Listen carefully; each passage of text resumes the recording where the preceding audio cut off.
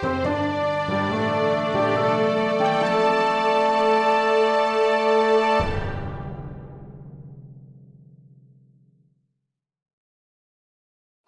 story seekers. I'm Nico. I'm Ben, and welcome to the Tiny Bookcase. Right now, you're listening to our favourite part of the week. Stories, discussion, and a high likelihood of gratuitous obscenities, all to sate the hunger of the story sorcerer Eustaris. Regular listeners will know how it works, but for newcomers, Nico and I have both written a story to the same prompt. We're about to share those stories with each other and you for the first time. Then we'll workshop them on mic. The prompt for this episode is keep. So, Ben, read me a keeper, would you? Keep. The gun was heavy, so heavy that Billy kept pulling his sweatpants up, or else the weight of it in his pocket would reveal his shamefully tattered boxers.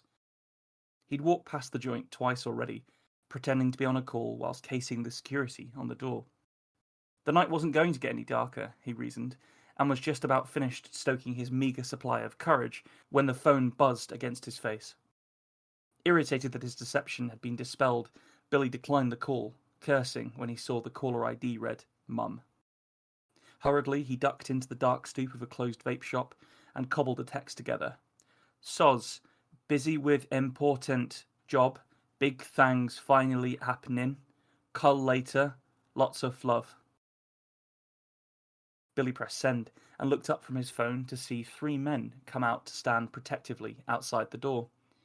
To call them men sold them short. They were skyscrapers of meat in cheap suits, wearing implacable expressions. Their scarred faces suggested to Billy that they wouldn't wince at the noise his bones made when they stepped on him.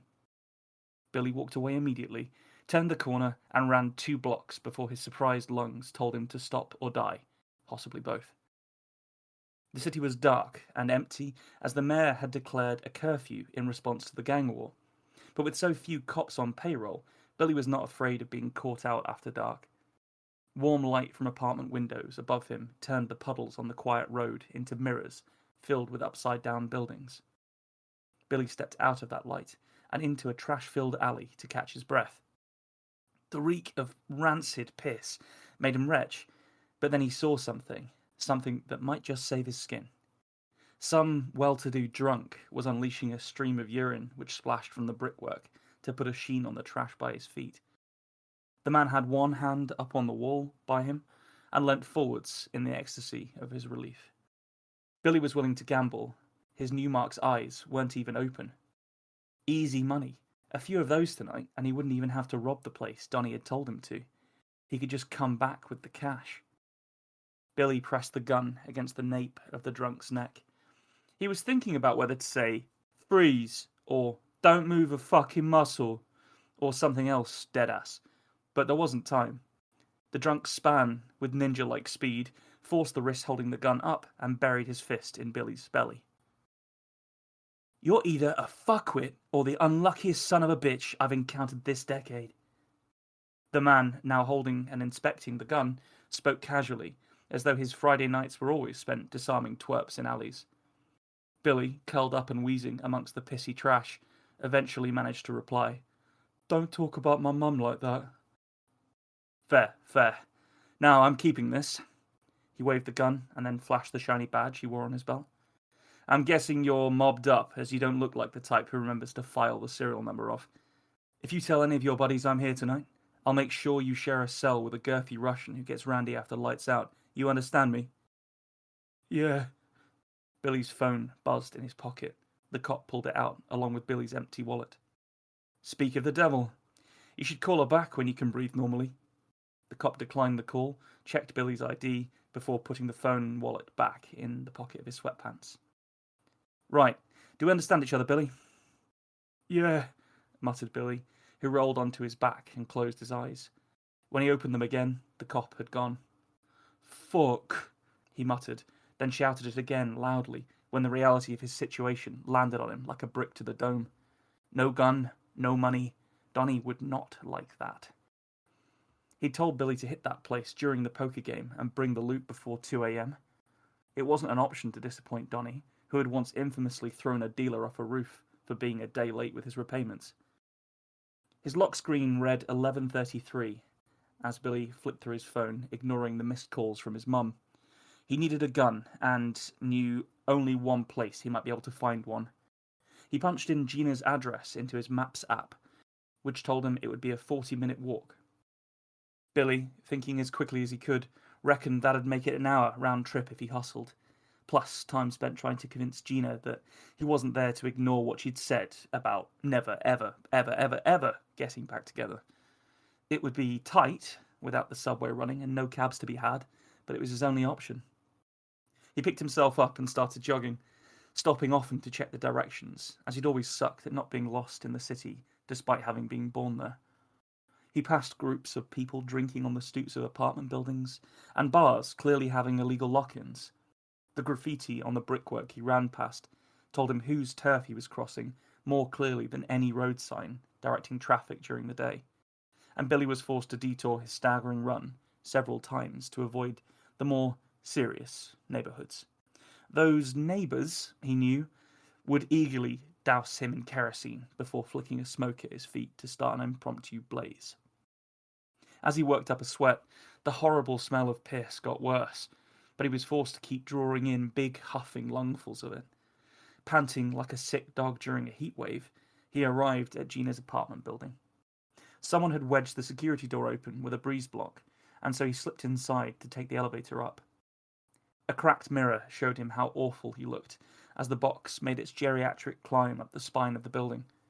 His face was blotchy with sweat and panic. His hair was plastered to his forehead, and his clothes were disgusting. Billy slicked back his hair as a pretense of trying to look slightly nicer, but wasn't too impressed with the result he saw in the glass, and quickly tries to style it with his fingertips. The elevator let him out on the 11th floor, and Billy nearly had his breath back by the time he reached her door. He knocked twice and waited, knocked again and waited, then beat on the door incessantly until it was thrown open. Gina, her hair almost as sweaty as his, stared at him. She wore a faux silk robe which had been hastily tied in a double knot at her hip. "Catch you jillin'," Billy blurted out, and tried what he thought was his most charming smile. The confusion and irritation in her expression distilled into pure fury. "You smell like rotting washing," she snapped at him. "What the fuck are you doing here? I told you last time." It isn't that." Billy pushed past her. "Hey, fuck, Billy, you can't just come in." I just need something." He went into her kitchen and started opening the cupboards. "Get the fuck out now before I call the cops."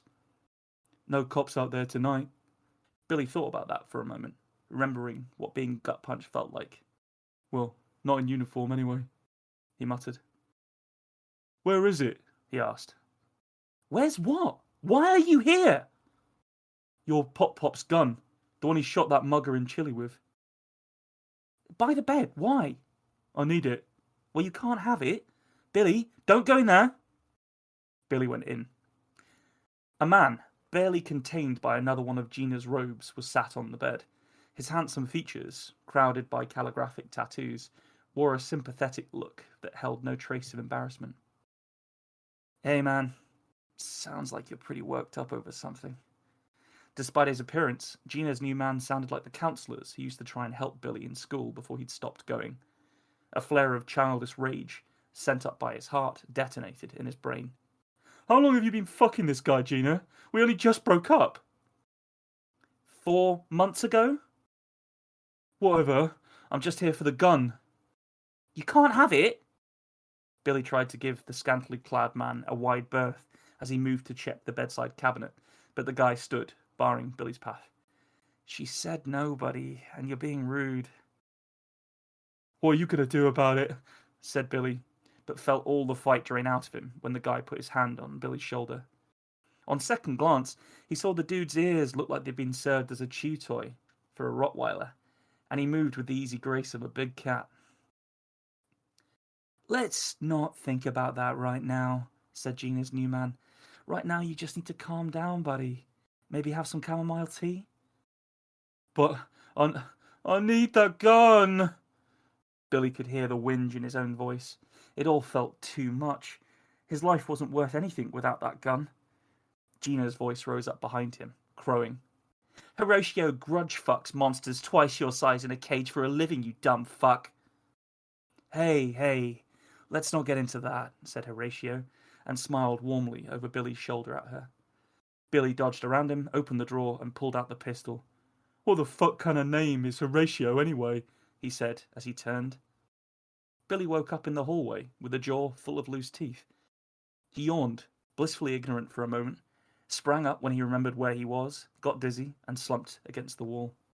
He clumsily fished his phone out of his pocket and saw the lock screen clock read 0035. Billy moaned pitifully, a heart-shrinking noise rising from his anguish at the most recent and extreme example of the complete lack of options he'd had his whole life. He didn't dare look in the mirror as he poured himself into the elevator, and tried not to think that he might be permanently deformed.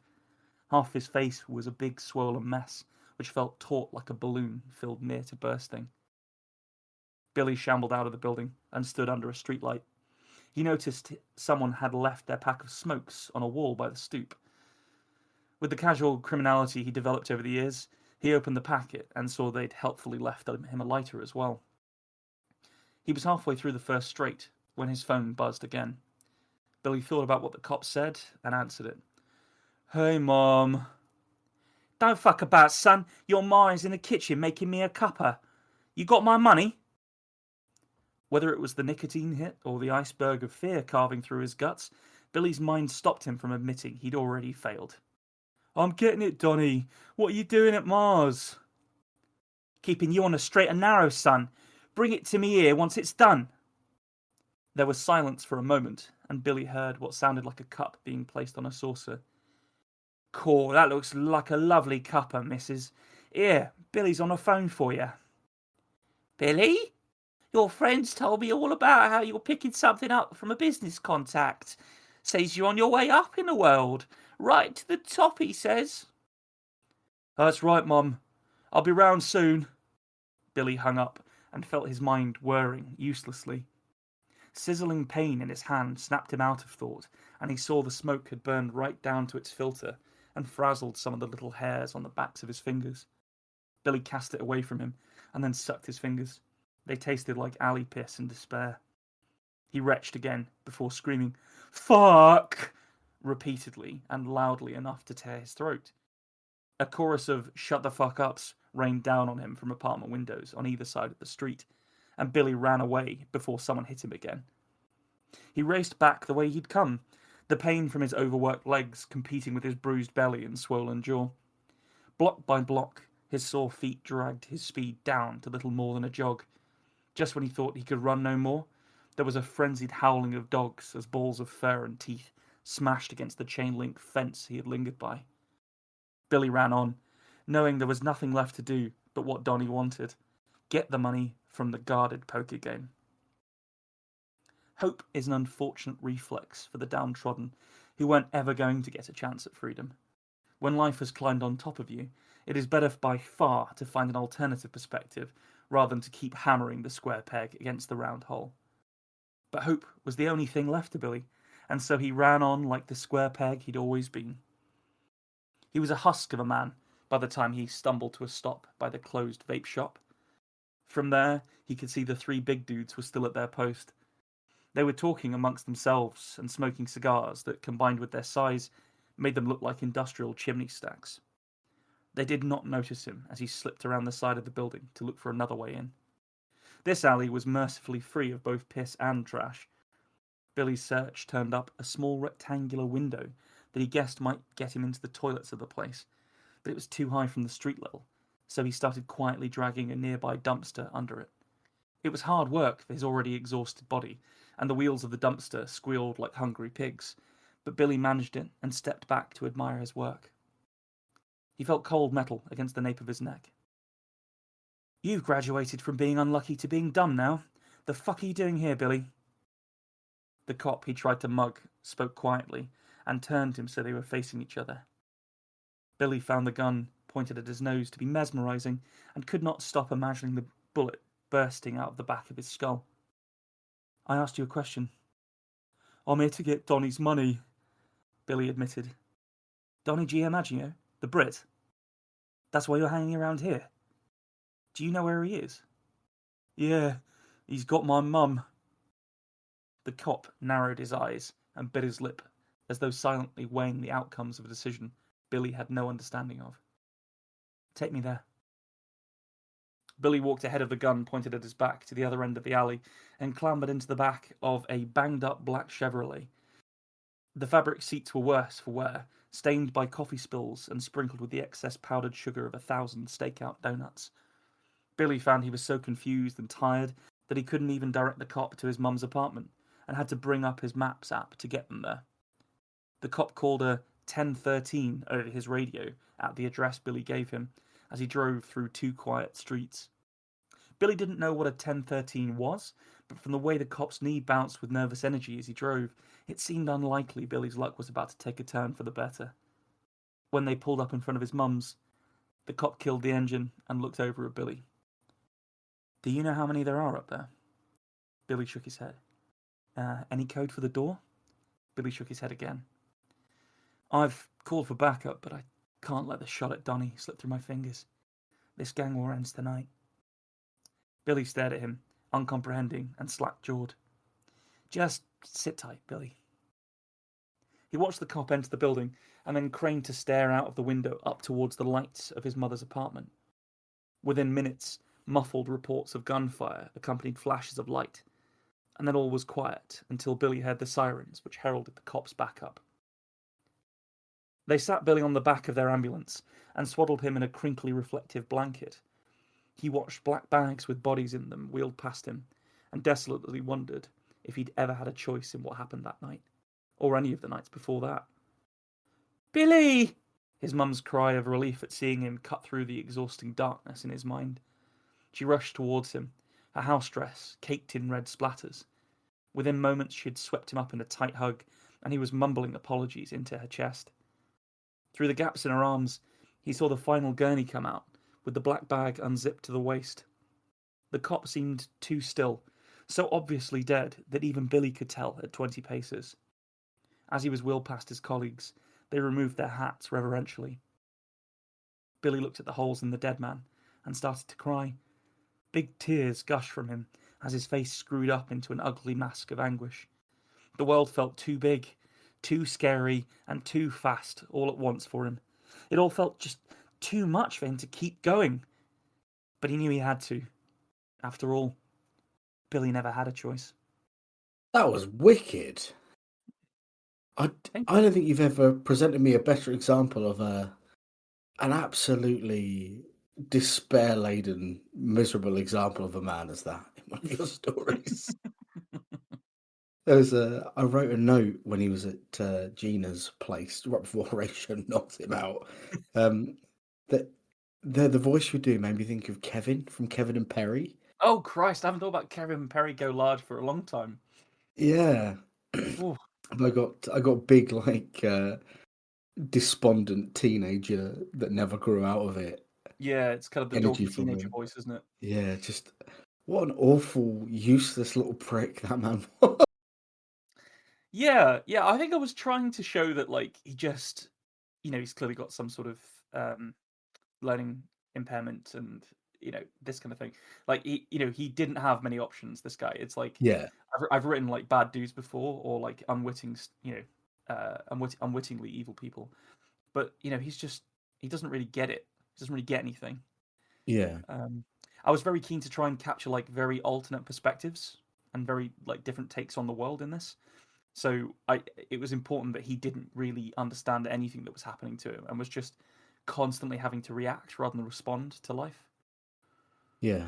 The Compared to the cop who like seizes the initiative and the gangster who threatens him, etc. there was a line you said that hope is an unfortunate reflex for the downtrodden, and then Yeah, it was really nice not long after to see a sort of different version of hope in the cop, and then for him yeah, to be spent following that hope. It was yeah, like, kind of deeply sad. He was, obviously he feels like the villain at the beginning because Billy's our protagonist, and he takes his gun and he hits him, and it's all going wrong. But he's one of the only people who is theoretically morally good in what's happening. But then we don't know much about what the police are enforcing. It's clearly, it had big V for Vendetta energy. This kind of like it felt like a very gang heavy, police controlled state. Yeah, yeah. But I think it also it's yeah. Go on. it had a lot of, we saying things, he's got like this dirty tracksuit on, and he's in the doorway of a vape shop. I'm like, this could be 6 months from now. Like, Well, I think you read news stories and all the rest of it, and you do hear yeah, about like, police forces just losing control of towns or cities. Because if and I know we've read a lot of Pratchett, and Vimes is very aware that there's one cop to every 1,000 people in Ankh-Morpork. yeah, And it's just it's not feasible to imagine that they can be everywhere. And I grew up in the countryside where if you did need to call the police, it would take them an hour to get there. Um, and there was one police person for the whole region. got the village constable, and he's got to put his shoes on before he comes out. That sort Yeah, of that thing. sort of thing. Yeah, I can't remember her name, but she was a very hard-working woman in Cumbria when I was a kid. Yeah. She was a good. When you do encounter positive figures in the police, it was nice. I Yeah, Where I grew up, there was a little police station, and it was a proper like red brick building with vines growing up it. Really nice looking building, but I never saw the lights on in there or the door open.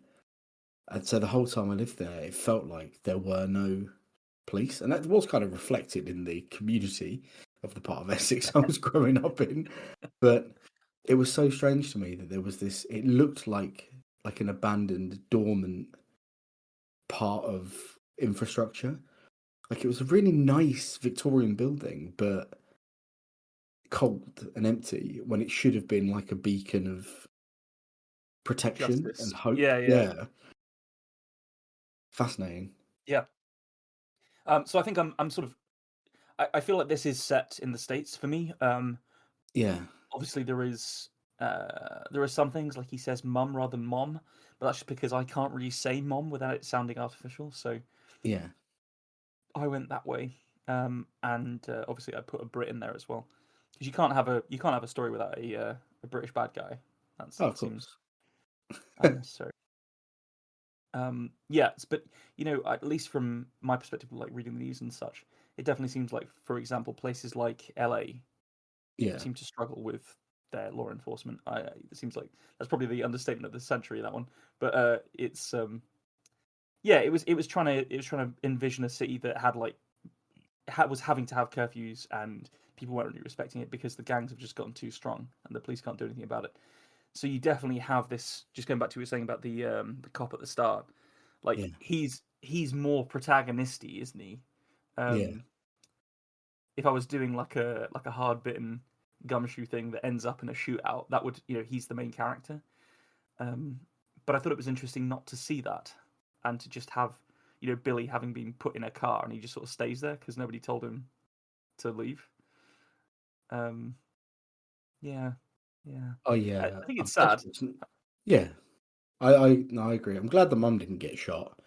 Yeah, yeah. Can't go around shooting mums. No, there's lines. We don't cross them. I really liked Horatio. Yeah, I think he was my favorite part of this. I love it when because you think about these like just men that are trained for violence and it's their profession, and then you meet them and they're just always like really nice because they've gotten all their ego out because that you can't have Yeah, ego and be like a fighter of any sort because you'll just get hit. Your hubris will stop you before they do. Um, and so I just like this idea of him being like, "Hey man, chamomile tea, how's that? A little bit." yeah. Well, maybe take a sit down, brother. Yeah, he's just helping his fellow man. But then, of But with course, Billy gets a gun, and it's like, no, let's remove that from the equation. the bad tattoos on him as well. That absolute hallmark of the cage fighter. Yeah, yeah. Oh, It was interesting because you had a line earlier talking about the three bouncers being like skyscrapers of meat. So yeah. I was already thinking about the UFC. Okay, so I'd already sort of, I guess, Seeded it. a lot of like goons and thugs and in a gangstery story, aren't you? You're going to see a lot of those kind of like scarred up, hard bitten, Yeah, implacable, violent men. Um, yeah, yeah. I like Horatio. I like Horatio. I quite like Gina as well. She seems yeah, quite well to do in the story. Yeah. yeah. Anything you change? I'm not sure about changes.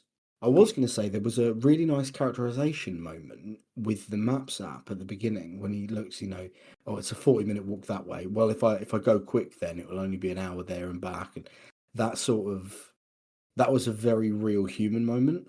Hmm. That's people do that stupid shit with apps all the time where they think, well, it won't be right. I can just cut some time off, and then Yeah. it's never what you think it's going to be. So I'd say that for characterization was absolutely wicked.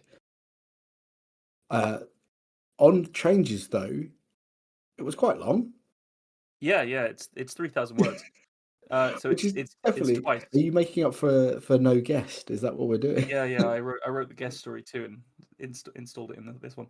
Yeah, it just went that long. Yeah, So it's interesting, isn't it? Because 3,000 words is what, from a publishing perspective, that is how long short stories are. yeah, It's a far more common length. Like 1,500 words is neither one nor t'other of flash nor short. Um, so we've always we sort of trained ourselves to write to 1,500, but it's not a publishable length really. Like yeah, it would always need to be cut down for Flash, or or doubled in length. Expanded on for short. So it was interesting. The Just going with the natural length of this story, and sort of getting into the weeds of like you're 2,500 words in, yeah, and you've still got a lot of heavy lifting left to do. Like you haven't just like overshot the mark and the story's mostly done. Like you do actually sort of get into deep water yeah, after about 2,000 and something words, and it was an interesting sensation to be a little bit uncomfortable. But I lent into it, and I feel like the pacing did work in that one. yeah, It's quite a kinetic story, which I think helped. Like it's just bang, bang, bang, because it's a bit of an idiot running around a city desperately trying to do crime. yeah, Um, so I'd be interested to try this length again with a different kind of story, and see how it feels, because it definitely felt like the skills that we've honed and learned about for and targeted at 1,500. I sort of got into deeper water with them. Um, yeah. Even though we've Do written you, much longer things before, it's yeah. still different. Writing for 3,000 is 1,500. Do you feel like it meant you could luxuriate a bit more No, in how you talked about things, or no? Did you just find no, that it meant you had more space for plot, so you just kept putting plot in? it wasn't that plot kept happening. This plot just popped into my head, Yeah, so I knew the plot before I started writing. but Um, you had the luxury of not having to work out whether that bit was, how necessary is this part of the story. You got to keep the story as it was formed. yeah, I think once I started sort of blocking it out a bit, like I wrote a couple of the sequences that I was excited about, and that was already at like 900 words. And Yeah, at that point, when you've got a couple of the building blocks in place, and you think, "Oh Christ, I'm going to have to squeeze everything else into 600 words," that is the point where normally you'd just be like, I need to write something else because this is not going to work for 1,500 words. So yeah, I made a call, a little bit into the process that it was just going to go long, um, which is a complete, you know, flagrant violation of our rules. But I don't know. I'm a bad boy, Nick. What can I tell you? rules are made to be broken, my friend. What sort of punk would I be if I said, actually, there's a 1,500 word? What I'm going to do, Ben, is I'm going to count the words. And what you guys have heard in the edit is actually just the first 1,500 words of Ben's story. The end was very good, but I sliced it off. Yeah, 1,488 words That, gone. That battle with the robots on the moon was wicked. I can't believe that. They'll never hear that part. Yeah, and then just on the prompt, like the keep thing, um, Yeah, I had this. I wanted it to be about the gun, essentially. yeah, When I first started writing, and obviously he gets his gun off, taken off him, and somebody just keeps it. Um, uh, and then so that was sort of where it all came from. But then as often happens with these prompts, I don't know if you find this, but then it started to morph into like a different way of thinking about the prompt, which was the way that these things keep happening to this guy because of who he is yeah, and the situation that he's in. The fact that he's got to just keep on going, even though his life is so hard.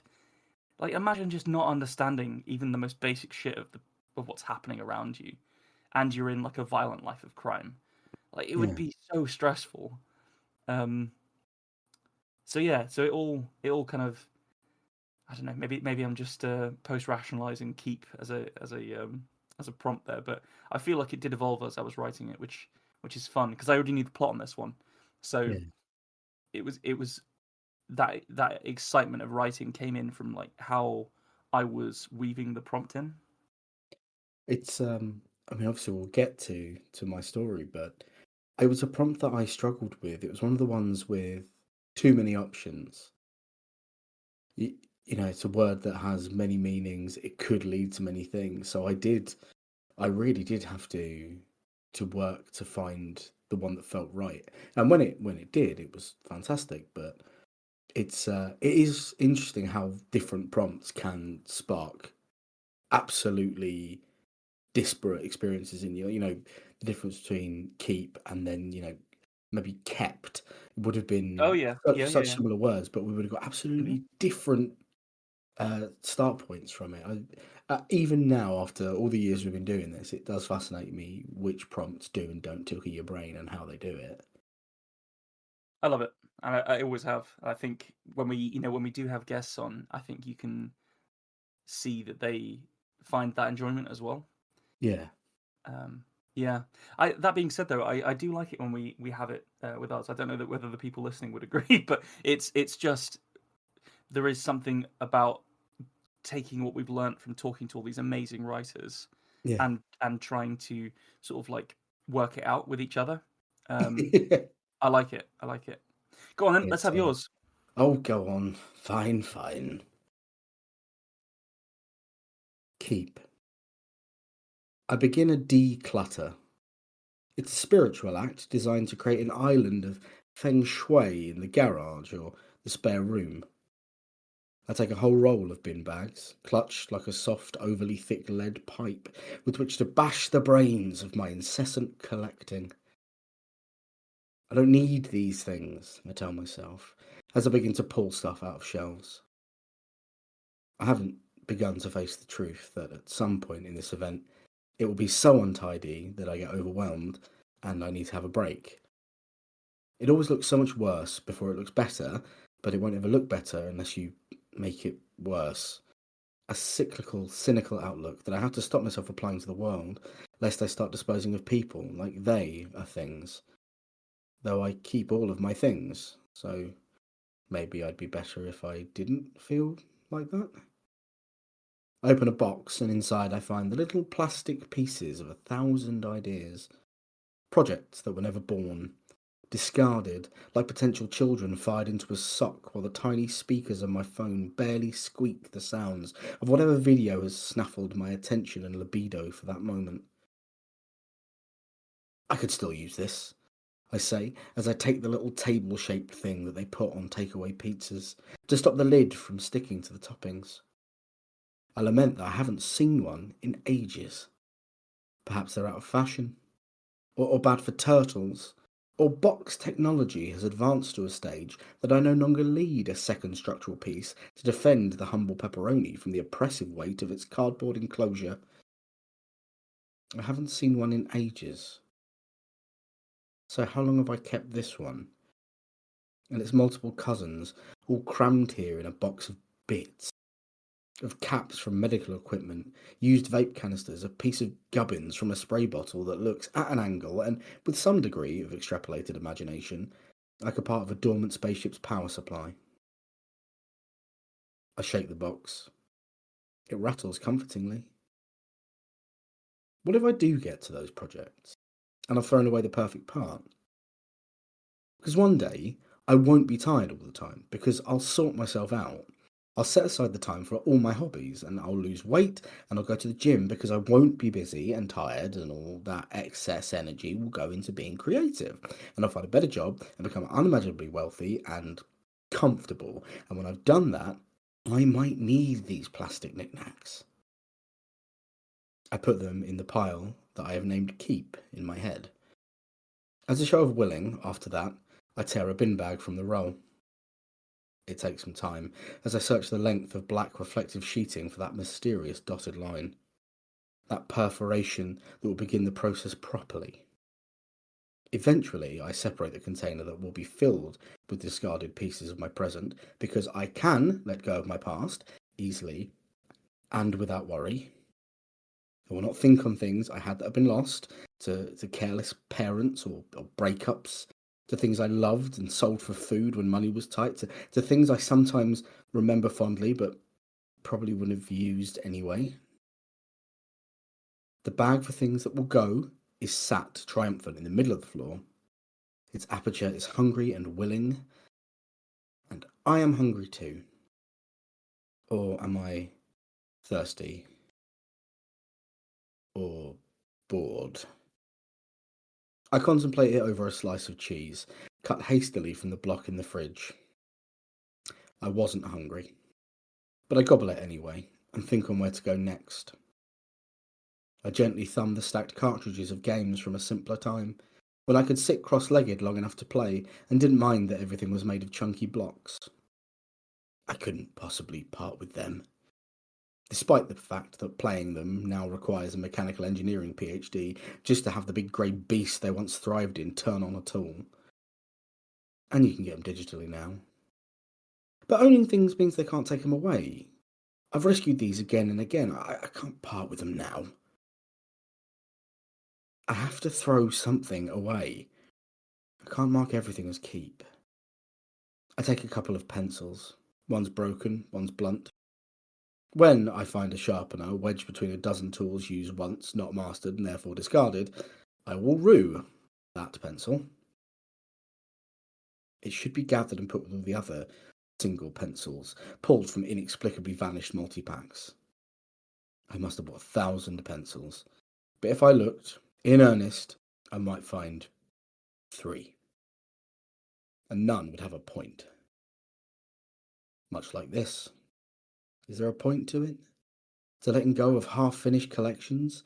To throwing away or selling stacks of books meticulously gathered, pulled as I read them but now stood silent and unrustled? To unpainted miniatures atop unopened miniatures, swept aside to make space for more miniatures? The lucky ones adorned with paint, put into cabinets to be looked at by who? Not me. I should look at them. I take some time and go in another room to admire my handiwork. An urge to seize a brush overtakes me, and that means I really don't want to do what I'm meant to be doing.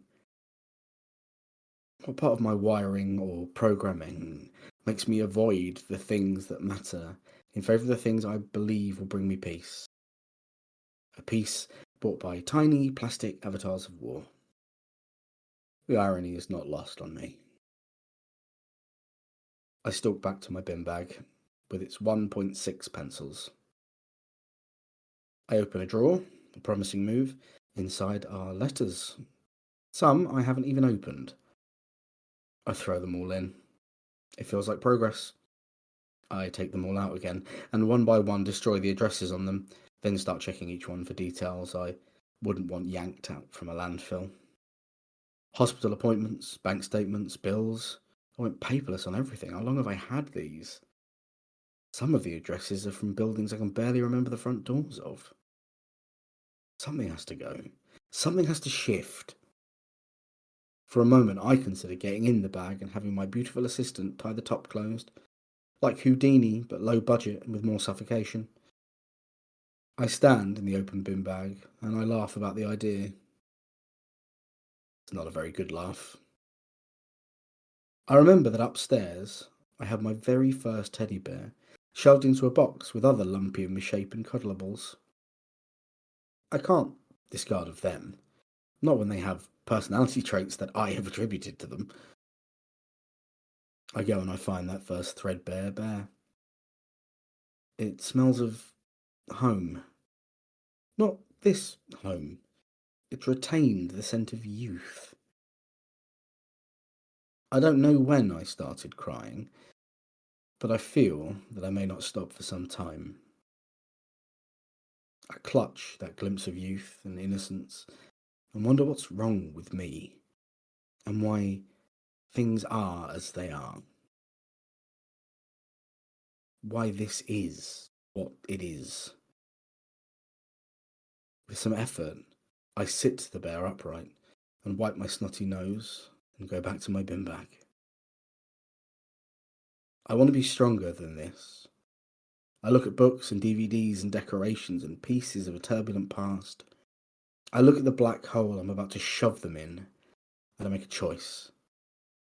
One by one, I start actually making the piles. I am no Marie Kondo. I do not ask what sparks joy, but what brings sorrow.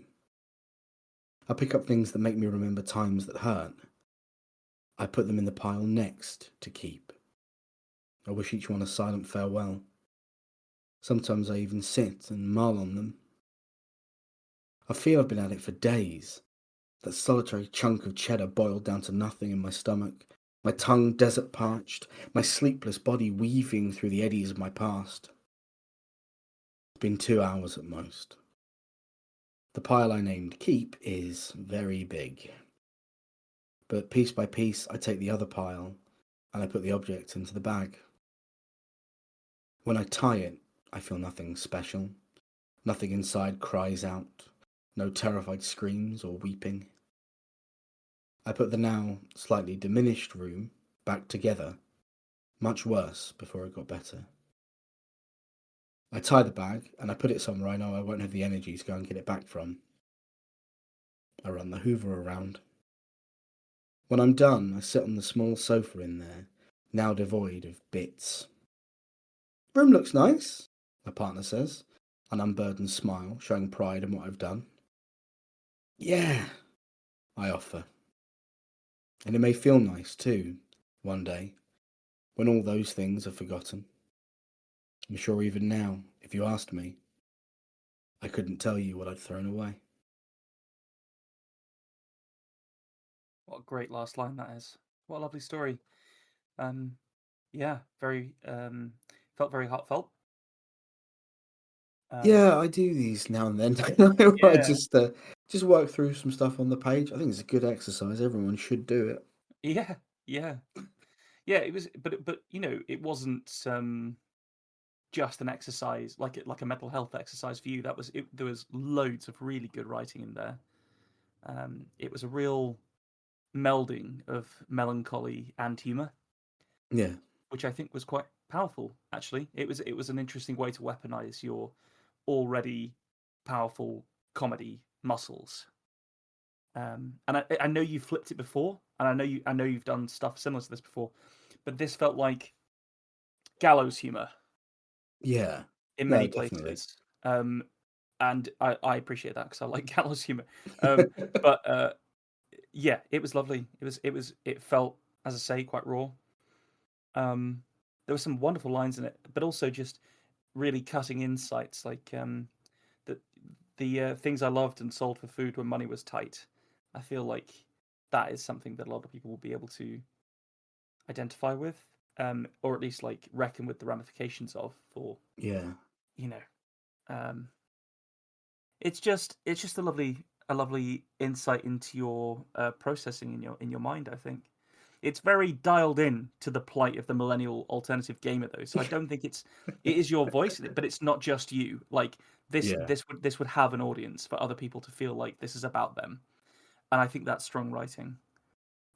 Was there a Douglas Adams reference in there? Because I have a vague memory about a Douglas Adams joke about the planet of Biros, where all the Biros go. Like he was always losing Biros, and so he imagined a planet where all the Biros go.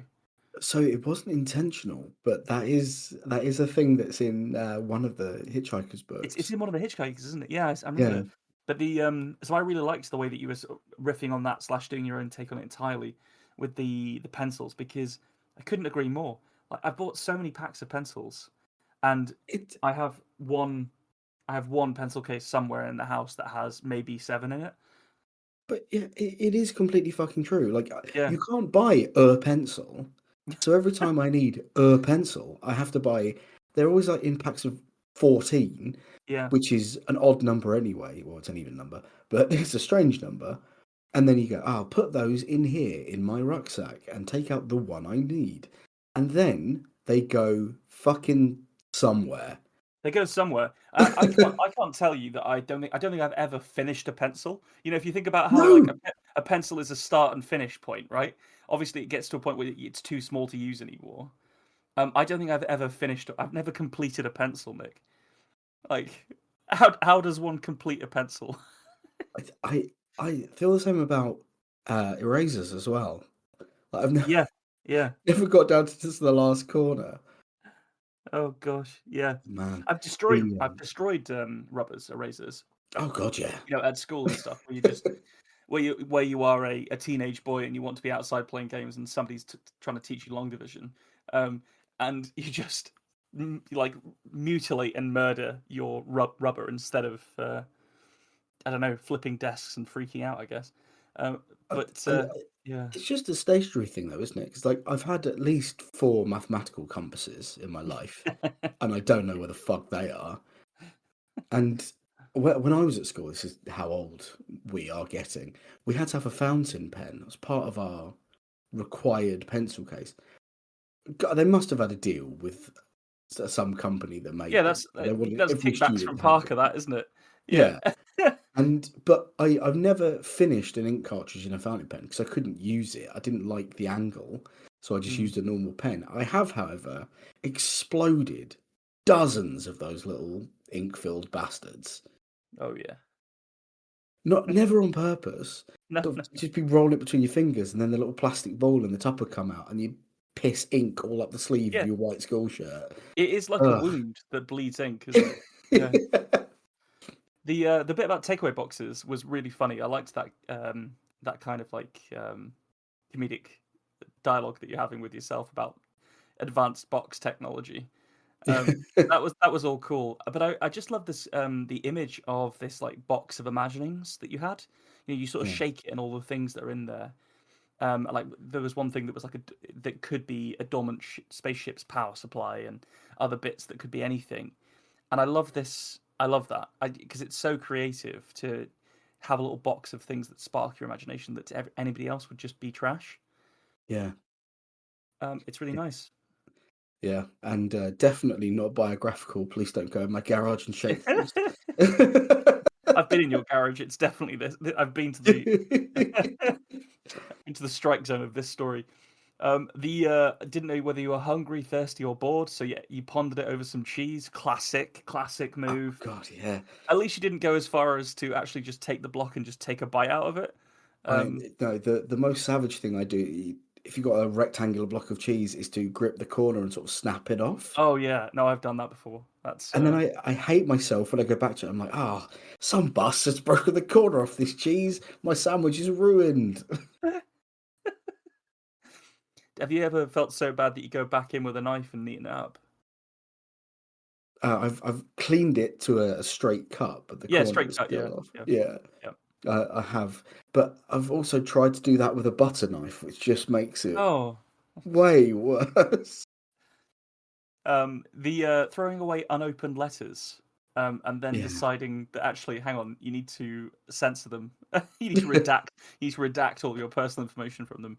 Very good, very good. The bag took on its own. Like the story started with the box having its own identity, and then yeah, the bag started to have its own identity, and I really liked that. There was a moment when you say like hungry aperture of the bag. yeah. And I feel like that's just not quite the right use of aperture, would be my only note Okay, there on that. I feel like that's a more. If it's hungry, it's a more. okay, yeah, Um, because later on it becomes a black hole, so it does, you know, it escalates yeah, in what it is, and I feel like an aperture is not quite right for a crinkly bin bag. Yeah, it's almost too mechanical and clean, Exactly. isn't it? Yeah, yeah, Yeah, yeah. I see So that. I think that was my only like typographical note. Um, yeah, this was good. This was good. I I considered getting in the bag. When the bit when you get in the bag, yeah, that's so like funny but heart wrenching that someone would throw themselves away. I that I will admit on the podcast that is autobiographical. Yeah, I Yeah, suspected it yeah. was. It was before a house move caused by a breakup a long time ago, and I realised that I didn't have somewhere to move, so I was going to go and live in my dad's like office Oh for a God, period of time, I and remember that time. Yeah, I couldn't take everything, and I got rid of so much. I say got rid of, binned so much stuff that every so often now I think, God, I all those books that I dropped off at a charity shop. Maybe if I went back, well, of course they wouldn't be there, and it would be absolutely mental to go and try and recall what things you had left at a charity shop 10 years ago. But it's but you still remember them. But then I feel like I forget the things that I have got, like that. mm, I buy books or collections of comics. I think, oh, that looks great. I'll give that a read. And if I don't read it straight away, I put it away on the shelf, and then it disappears yeah. until it becomes time where I'd have to get rid of it. At which point it's like, It well, becomes a problem. Yeah, no, it's my thing. This is my thing that I got. But I won't yeah. psychoanalyze myself too hard on the podcast.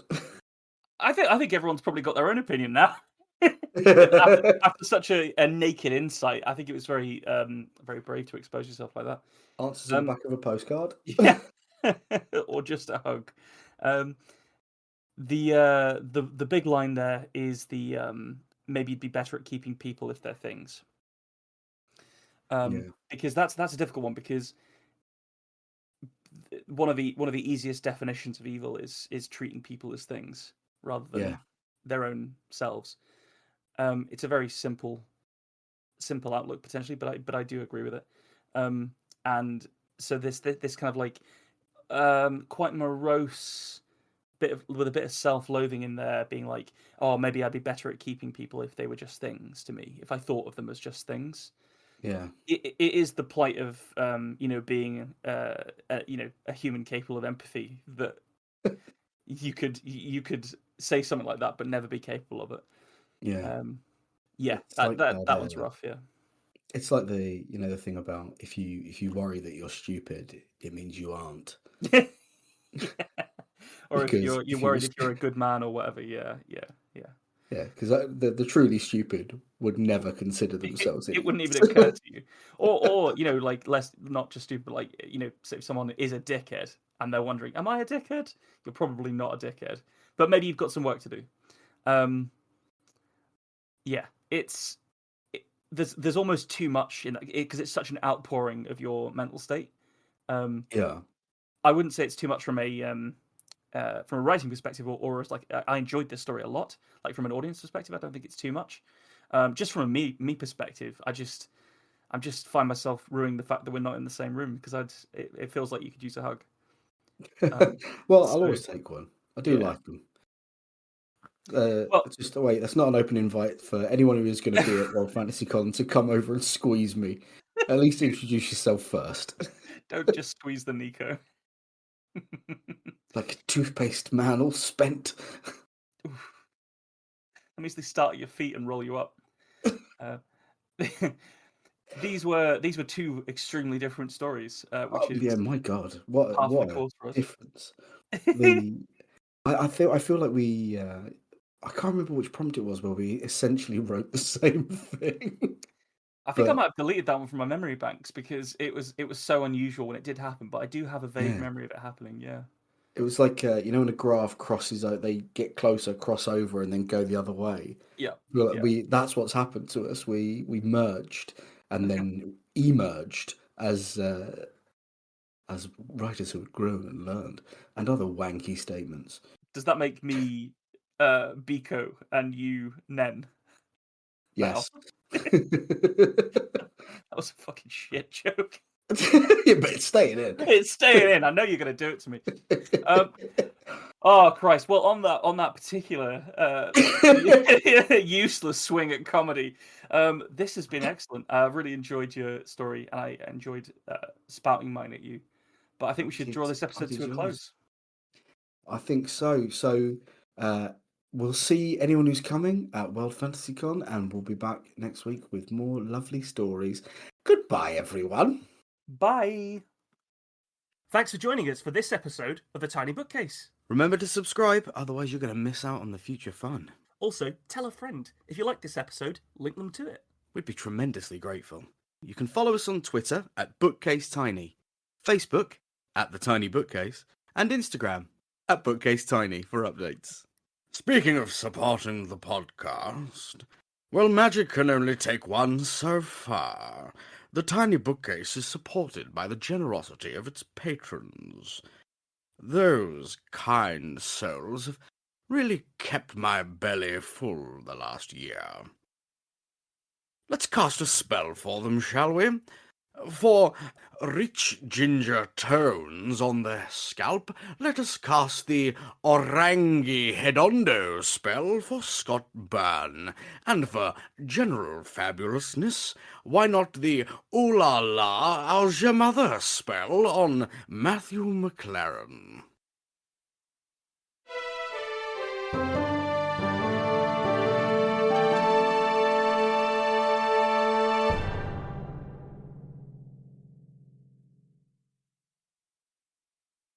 How do you come up with that shit, man?